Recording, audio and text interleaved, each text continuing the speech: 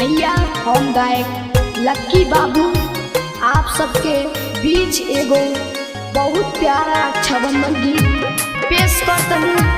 हमके आशा ना पूरा विश्वास बा आप लोग के जरूर पसंद आई, तो आई सुनल जा। सबका से सुंदर सबका से प्यारा राखी के त्योहार, राखी के त्योहार।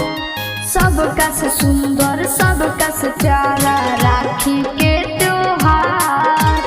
जग में सबसे ऊंचा होला भाई बहन के प्यार। कबो ना डोरे टूटे बहन के साथ न छूटे, कबो ना डोरे टूटे बहन के साथ न छूटे, कबो ना डोरे टूटे बहन के साथ न छूटे, कबो ना डोरे टूटे बहन के साथ न छूटे।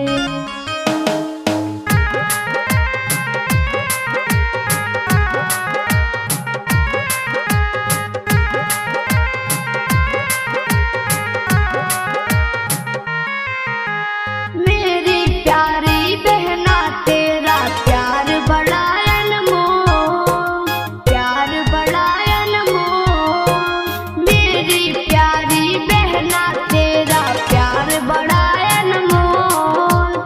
ऐसा प्यार कहीं ना दूजा जिसका कोई ना मोल। कबो ना डोरे टूटे बहन के साथ न छूटे, कबो ना डोरे टूटे बहन के साथ न छूटे, कबो ना डोरे टूटे बहन के साथ न छूटे, कबो ना डोरे टूटे बहन के साथ न छूटे। अंशु रिकॉर्डिंग स्टूडियो, मथुरा बाजार, कुशीनगर।